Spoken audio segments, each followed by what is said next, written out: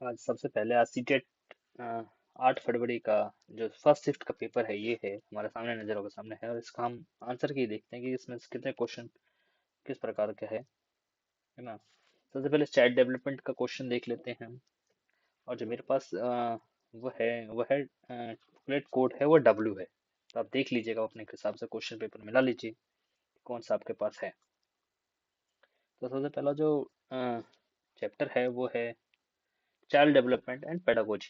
First जो part है वो कौन सा है, चाइल्ड डेवलपमेंट एंड पेडागोजी। इसमें फर्स्ट क्वेश्चन है which David is highlighted in the following question. Does an individual biologically determine sex bring with it all the characteristics that defines one socially constructed gender. तो gender के बारे में से question पूछा है जो सोशली कंस्ट्रक्टेड है। तो जिसका आंसर होगा वो होगा नेचर। नेचर और नर्चर इन्फ्लुएंस ऑन डेवलपमेंट। यानी नेचर और नर्चर दोनों इन्फ्लुएंस करता है डेवलपमेंट के ऊपर। ये हमने अपने जो भी चाइल्ड डेवलपमेंट की बुक है उसमें हमने पढ़ा है ये सारी चीजें। और हिंदी में देखा जाए तो वो बोलता है प्रकृति और परिवेश का विकास का प्रभाव। यानी यदि किसी व्यक्ति के जैविक रूप से निर्धारित जेंडर हो के साथ विशेषताएं लाता तो किस सामाजिक रूप से निर्मित जेंडर का परिभाषित करती है। तो वो है प्रकृति परिवेश का विकास का प्रभाव। अब जो सेकंड क्वेश्चन है वो ये है a major development task during is the search for identity personal sexual and occupational. तो जो उसका आंसर होगा वो होगा एडोलेसेंस वाले एज में हम ऐसा करते हैं। यानी किस डैश के दौरान एक प्रमुख विकासात्मक कार्य व्यक्तिगत यौन और व्यावसायिक पहचान की खोज है। यानी किशोर अवस्था में हम इन चीजों का खोज करते हैं। और हम नीचे नेक्स्ट क्वेश्चन देखें जो असर्शन रीजनिंग का क्वेश्चन है। Read the following statement. तो असर्शन ये है children learn values and norms of the society in overt as well as covert ways। तो रीजन है socialization is the simple process of passing on customs and rituals of the society। Choose correct option.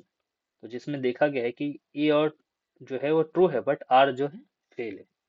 क्योंकि इसमें जो socialisation है वो किसी समाज के प्रति नहीं होती है ना। वो सामाजिक चीजों को सीखता है बच्चा, ना कि समाज के प्रति अपना आपको दिखाने के लिए करता है। एक सरल प्रक्रिया है। ठीक है। तो नेक्स्ट क्वेश्चन देखते हैं कि एज पर जीन पियाजे theory of cognitive development which of the following abilities distinguish formal operational thinking from concrete operational thinking। तो abstract नॉलेज लॉजिक की बात करते हैं, अमूर्त तर्क की बात करते हैं, तार्किक सोचे की बात करता है इसमें, है ना। तो ये होगा फर्स्ट ऑप्शन होगा इसका आंसर। ठीक। अब फिफ्थ क्वेश्चन देख लेते हैं। एक सिग्निफिकेंट क्रिटिक ऑफ जीन पियाजे is that he failed to adequately consider the influence of on development. तो इसमें जीन पियाजे की महत्वपूर्ण आलोचना यह है कि वो विकास पर के प्रभाव पर पर्याप्त रूप से विचार करने में विफल थे।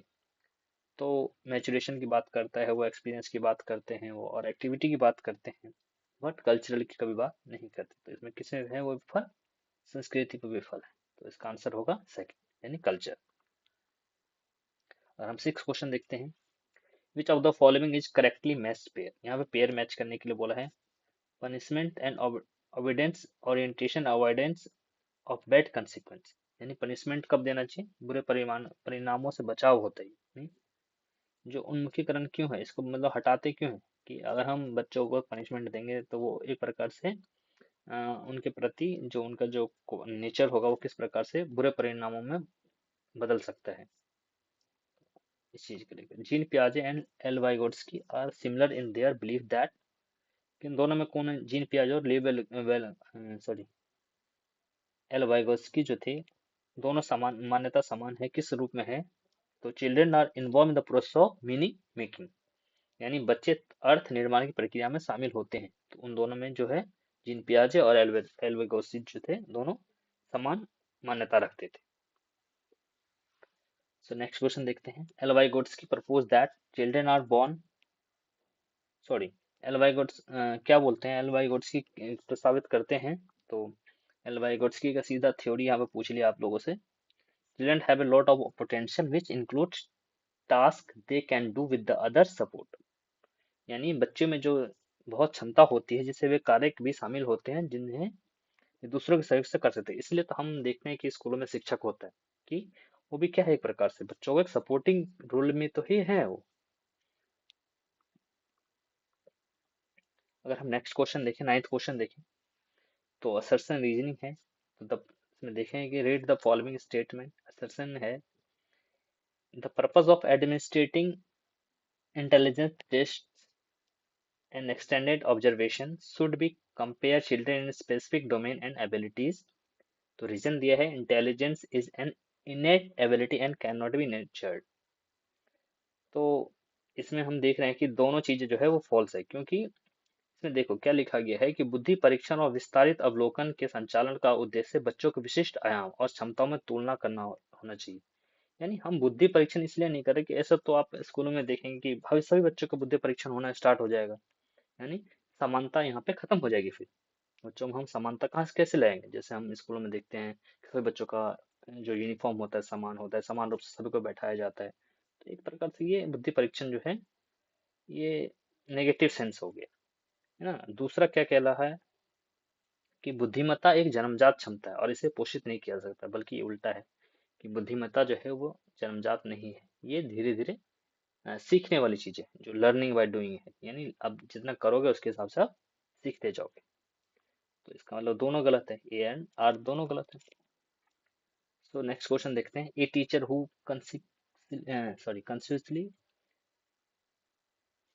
a teacher who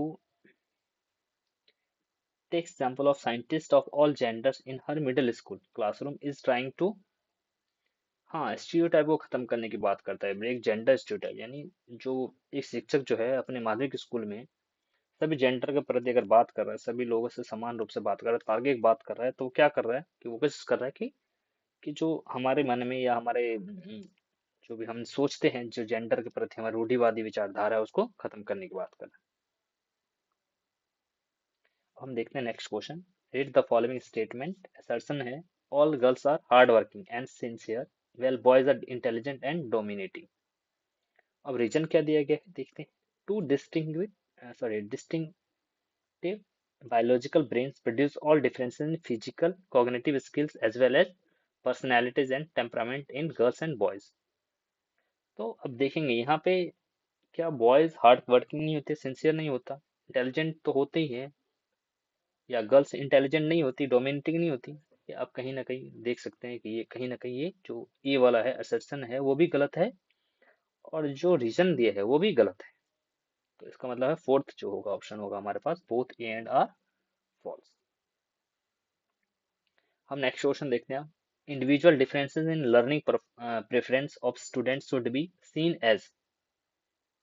भाई विद्यार्थियों के सीखने की प्राथमिकताओं में अगर हम बात करें, व्यक्तिगत भिन्नताओं किस रूप से देखा जाना चाहिए? तो जो सभी विद्यार्थियों की जो चित्रण है वो क्या होता है, विविधता वाली, यानी डाइवर्स फील्ड में होता है। सभी का सभी प्रकार से व्यक्तित्व होता है, पर्सनैलिटीज होता है, शैली होती है करने की, यानी स्टाइल होता है करने का, नॉर्मल। तो इसका आंसर जो होगा वो फोर्थ होगा, यानी विविधता का सामान्य चित्रण या नॉर्मल डिप्रिसिएशन ऑफ डाइवर्सिटी। तो नेक्स्ट क्वेश्चन देखते हैं। The kind of assessment in which a student scores are compared with the average performance of other student is called criteria reference, format reference and self reference, norm reference। तो इसमें जो answer होगा आपका क्या होगा, यानी वो आकलन जो किसी विद्यार्थी के पास प्राप्त अंकों का अन्य विद्यार्थी के औसत प्रदर्शन तुलना करने के लिए किया जाता है, वो उसका क्या कहलाता है, मानक संदर्भित कहलाता है, यानी नॉर्म रेफरेंस्ड कहलाता है। हम नेक्स्ट क्वेश्चन देखते हैं। Which of the following statement about classroom assessment are correct. तो फर्स्ट जो ऑप्शन है आपके पास है वो है assessment should influence the students cognitive process well they study. Assessment should serve as a learning experience in themselves। Assessment should create fear and stress among students to get them to learn। Assessment should be standardized and norm differenced. तो जो आपका answer होगा इसमें देखिए क्या कहा गया है, इसमें कौन सा कथन सही है। पॉजिटिव बात करते हैं, पॉजिटिव नेचर की बात कर रहे हैं इसमें, कि आकलन को छात्रों के अध्ययन करते समय संज्ञानात्मक प्रक्रिया को प्रभावित करना चाहिए। आकलन को अपने आप में सीखने के अनुभव के रूप में काम करना चाहिए। आकलन को छात्रों को सीखने के लिए डर और तनाव पैदा करना चाहिए। आकलन मानकीकृत और मानक संदर्भित होना चाहिए। तो आपका जो थर्ड एंड फोर्थ वाला ऑप्शन है वो कहीं ना कहीं गलत है, नेगेटिव सेंस है इसमें। तो फर्स्ट एंड सेकंड यानी सेकंड वाला ऑप्शन आपका जो है वो दो वाला ऑप्शन ठीक है। अब देखिए 15th क्वेश्चन देखते हैं, which of the following questions would promote higher order critical and analytical thinking skills among the students, है ना।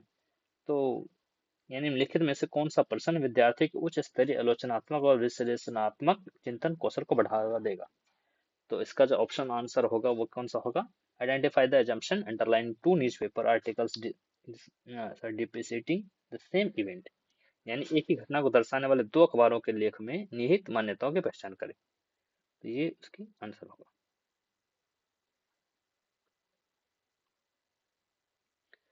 अब हम देखते हैं 16th क्वेश्चन की अगर बात करें, read the following statements. Assertion है students with poor writing abilities are often stereotyped with their teachers as intellectually disabled. Reason क्या दिया है, teachers tends to have implicit bias and hold assumptions about student learning the behavior that can affect student growth। तो अब देखिए इसका हिंदी में क्या अनुवाद किया गया है कि अव्यक्त कथन है कि खराब लेखन क्षमता वाले छात्रों को अक्सर उनके शिक्षक द्वारा बौद्धिक रूप से अक्षम के रूप में चित्रित किया जाता है। और कारण क्या दिया गया है, यानी रीजन क्या दिया गया है कि शिक्षकों में अंतर्निहित पूर्वाग्रह होते हैं और छात्रों को सीखने के बारे में धारणा रखते हैं जो छात्रों के विकास को प्रभावित कर सकते हैं। तो यानी पहला भी ऑप्शन ठीक है और दूसरा ऑप्शन भी सही है, यानी ए और दो जो है सही व्याख्या करता है, यानी ए का सही व्याख्या कौन करता है, आर जो है सही व्याख्या करता है, यानी फर्स्ट ऑप्शन ठीक है।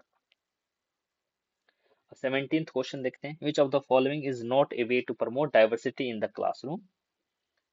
तो क्या है कि निम्नलिखित में से कौन सा कक्षा में विविधता को बढ़ावा देने के लिए तरीका नहीं है।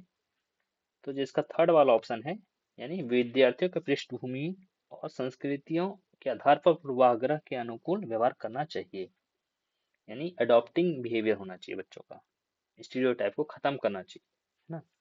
तो ये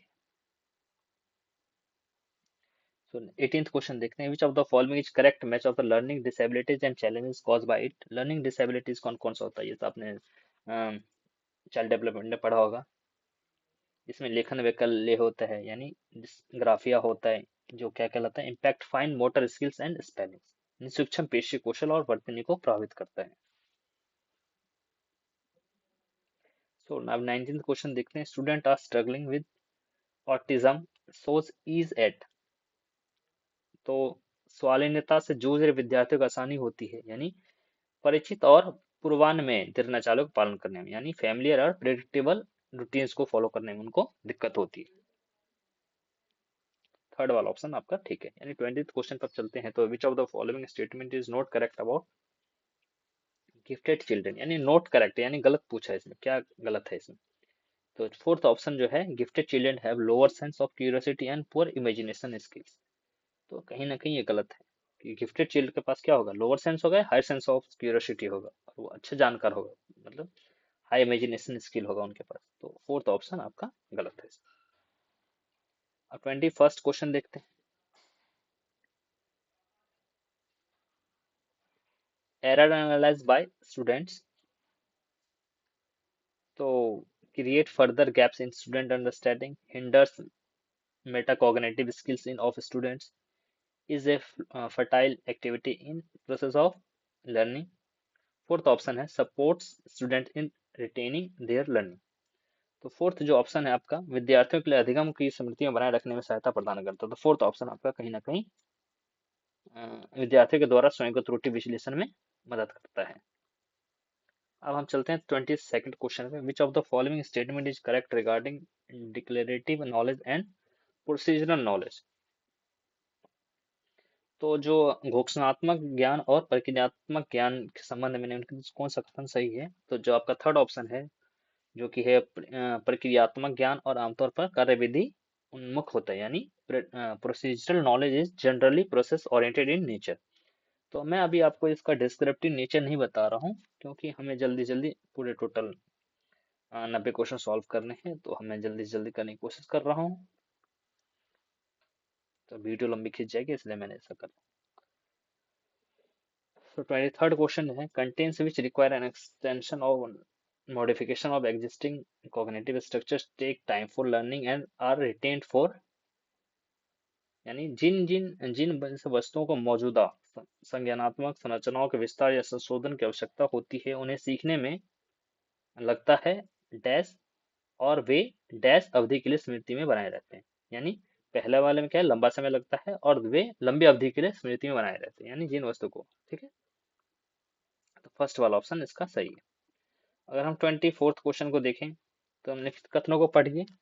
अभी कथन फर्स्ट जो है, ये जो है वो शिक्षकों को बच्चों के ऐसे प्रश्न पर ध्यान केंद्रित करने के लिए प्रोत्साहित करना चाहिए जैसे कि मेरा सीखने के लक्ष्य क्या है और वहां पहुंचने के लिए मुझे क्या करने की जरूरत है। जैसे कि हमारा एक मोटिव भी होना चाहिए, भाई हम पढ़ाई क्यों कर रहे हैं, हमारा ऑब्जेक्टिव होना क्लियर होना चाहिए। जब भी तो आपको गोल पता रहेगा तभी तो आप उसको अचीव कर पाओगे।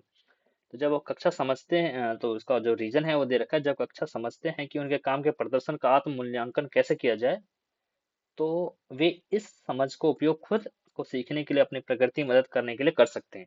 यानी बात तो सही है, यानी ए और दोनों सही है, यानी ए और आर दोनों सही है और ए जो है वो आर की सही व्याख्या करता है, सॉरी ए की आर जो है वो सही व्याख्या करता है। तो फर्स्ट वाला ऑप्शन ठीक है आपका।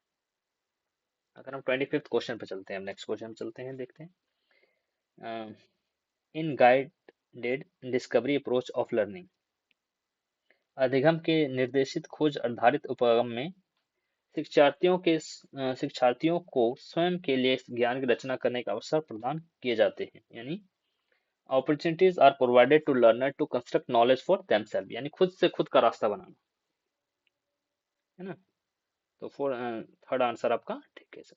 अब 26 क्वेश्चन पर देखते हैं। तो which of the following strategies are not effective well developing conceptual understanding in children, तो निम्नलिखित में से कौन सी रणनीति बच्चों में वैचारिक समझ विकसित करते समय प्रभावी नहीं है।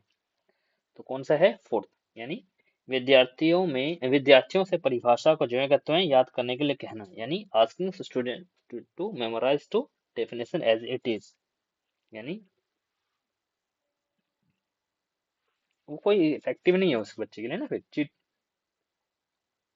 27th क्वेश्चन पर चलते हैं। An active middle school classroom should be founded on the theoretical principle of, एक सक्रिय माध्यमिक विद्यालय कक्षा किस सिद्धांतों पर स्थापित की जानी चाहिए, यानी सोशल कंस्ट्रक्टिविज्म, यानी सामाजिक रचनावाद के रूप में होना चाहिए। ठीक है, यानी थर्ड आंसर आपका ठीक है। अब हम देखते हैं 28th क्वेश्चन में क्या कहता है। निम्नलिखित अभिकथनों को पढ़िए। अभिकथन ए जो है, समानुभूति यह समझने की योग्यता पर निर्भर करती है कि दूसरों की भावनाएं हैं और उनकी भावनाओं के अनुमान के लिए है। कारण क्या दे रखा है, भावनाएं और संज्ञान एक दूसरे से संबंधित नहीं है। यानी देखो पहला वाला तो सही है भाई, सहानुभूति जो होती है वो योग्यता पर निर्भर करती है, और जो आर है वो बिल्कुल गलत है। यानी ए सही है और लेकिन आर जो है वो गलत है, यानी थर्ड आंसर आपका ठीक है। अब देखते हैं हम 29th क्वेश्चन। अब हम देखें क्या करते हैं कि अब पहले हम ये सीडीपी वाला क्वेश्चन देख लेते हैं, फिर उसके बाद हम पहले सोशल साइंस का देखेंगे, फिर उसके बाद हम लैंग्वेज पे जाएंगे। अगर मेरे पास वक्त रहा तो मैं आपके लिए साइंस का भी क्वेश्चन सॉल्व करके उसका जो सही आंसर है वो टिक करके मैं आपको दिखा सकता हूँ। ठीक है, तो हम इससे पहले ये देख रहे हैं 29th क्वेश्चन क्या है। A middle school teacher can enable student become strategic self motivated learner by, तो इसमें जो आंसर होगा वो होगा एक माध्यमिक स्कूल शिक्षक छात्रों को रणनीतिक स्वप्रेरित शिक्षार्थी बनाने में किस प्रकार सक्षम बना सकता है। तो छात्रों को उनके अधिक संज्ञानात्मक ज्ञान और कौशल विकसित करने के लिए प्रोत्साहित करके, यानी encouraging student to develop their metacognitive knowledge and skills. अब देखते हैं 30th क्वेश्चन क्या कहते हैं। Which of the following exemplifies intrinsic motivation, तो निम्नलिखित में से कौन सा आंतरिक अभिप्रेरणा का उदाहरण है। तो motivation driven by personal interest और एंजॉयमेंट ऑफ द टास्क, तो व्यक्तिगत रुचि या कार्य के आनंद से अभिप्रेत प्रेरणा, यानी सेकंड ऑप्शन आपका ठीक है। तो अब हम देखते हैं इसके अलावा जो नेक्स्ट क्वेश्चन है वो मैं आपको 31st से जो सोशल साइंस का है वो मैं आपके वीडियो में आपको दिखाने की कोशिश करता हूँ। तो धन्यवाद इस चीज के लिए, और अगली वीडियो हम आगे से कंटिन्यू करते हैं। Thank you.